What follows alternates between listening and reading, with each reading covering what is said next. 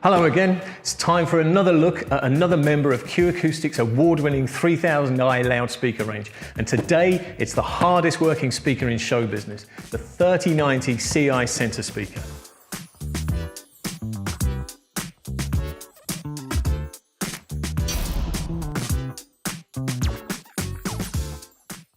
What we've got here is a graphite grey model.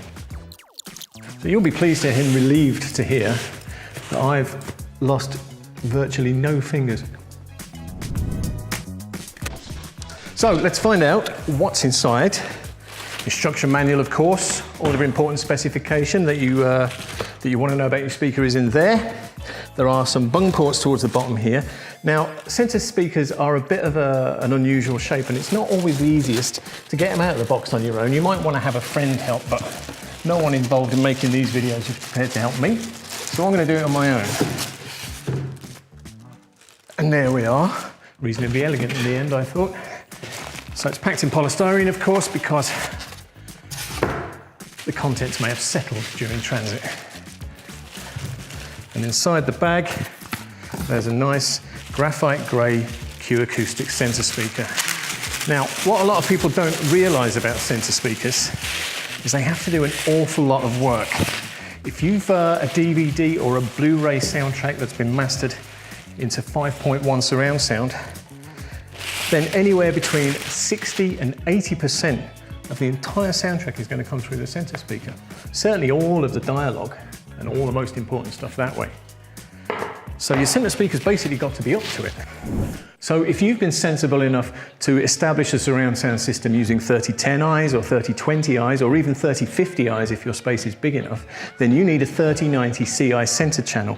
It's been voiced to be sympathetic with the rest of the speakers in the circle, and it has exactly what it takes to get all of that dialogue and the rest of the information ahead of the rest of the sound so that your movies are easy to follow.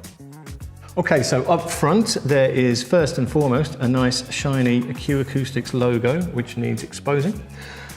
22mm decoupled tweeter here, flanked by a pair of 100mm mid-bass drivers. So there is plenty of impetus for all of the mid-range stuff that obviously is where the dialogue is sitting in your movie.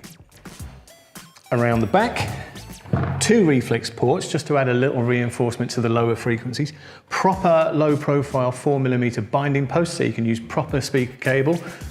Q Acoustics like to voice their speakers using QED cable, which, no, I'm just saying. And then you have the cabinet, which like the rest of the 3000i range, is beautifully curved, really nicely finished, and frankly feels a great deal more expensive than the speaker actually is. And because the center speaker is so concerned with dialogue, of course, it needs to be positioned very near to your screen. You want the sound of the voices to be coming from the same place as the pictures of the mouths moving, which is why at the bottom of the 3090Ci there are 4 rubber feet so that this can stand comfortably and decoupled on a shelf, ideally directly beneath your television. So if you need to know more about the Q Acoustics 3000i range and specifically the 3090Ci, or you want to know how to establish a 5.1 surround sound system and which speakers will be best for you to do that, then you just need to check out the Q Acoustics website.